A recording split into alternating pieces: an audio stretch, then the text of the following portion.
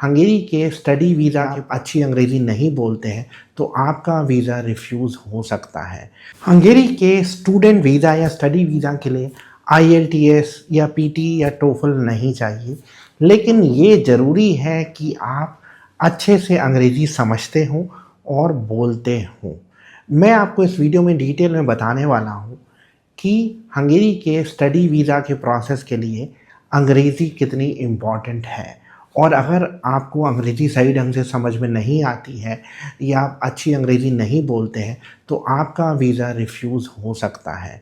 तो इस वीडियो को एंड तक ज़रूर देखना। इससे पहले कि हम आगे बढ़ें, मैं आपसे रिक्वेस्ट करूंगा कि आप हमारे YouTube चैनल को सब्सक्राइब कर लीजिए, क्योंकि मेरा पर्पज़ है आपको 100% जेन्युइन इन्फॉर्मेशन देना। दोस्तों, मेरा नाम चंद्रशेखर है, मैं खुद हंगेरी में पढ़ चुका हूँ और अब मैं बहुत सारी यूनिवर्सिटीज़ के साथ काम करता हूँ एज ए स्टूडेंट रिक्रूटर, और हमने बहुत सारे स्टूडेंट्स को असिस्ट किया है हंगेरी में एडमिशन के प्रोसेस में। अब देखिए, हमारे स्टूडेंट्स दोनों तरीके के हैं। ऐसे भी हैं जिनके IELTS में 8 बैंड आए हैं, और ऐसे भी हैं जिनका IELTS या PTE का स्कोर नहीं था। अब दोनों तरीके के स्टूडेंट्स को वीज़ा मिला है, क्योंकि in general Hungarian immigration rules के अकॉर्डिंग IELTS या PT इज़ नॉट मैंडेटरी।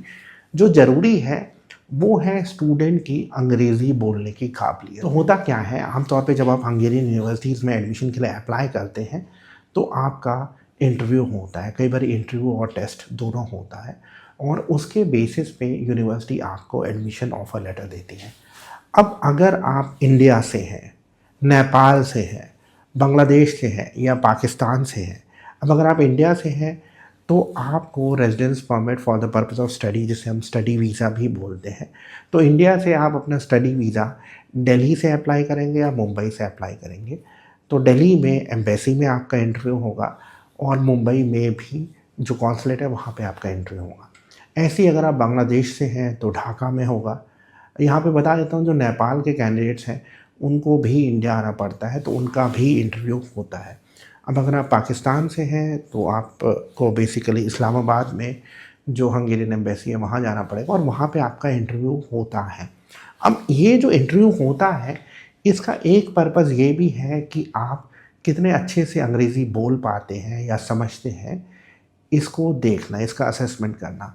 और अगर आप अच्छे से अंग्रेज़ी बोल नहीं पाते या समझ नहीं पाते हैं तो आपका वीज़ा रिफ्यूज़ हो सकता है। हमने ऐसे केसेस देखे हैं जहाँ पे स्टूडेंट्स का 6 बैंड था और वीज़ा रिफ्यूज़ हो गया, क्योंकि जो असेसमेंट कर रहा था, यानी जो वीज़ा इंटरव्यूअर था या काउंसलर था, उसको ये लगा कि जो कैंडिडेट है उसने सर्टिफिकेट तो दिखाया है लेकिन वो सामने से अंग्रेज़ी नहीं बोल पा रहा है।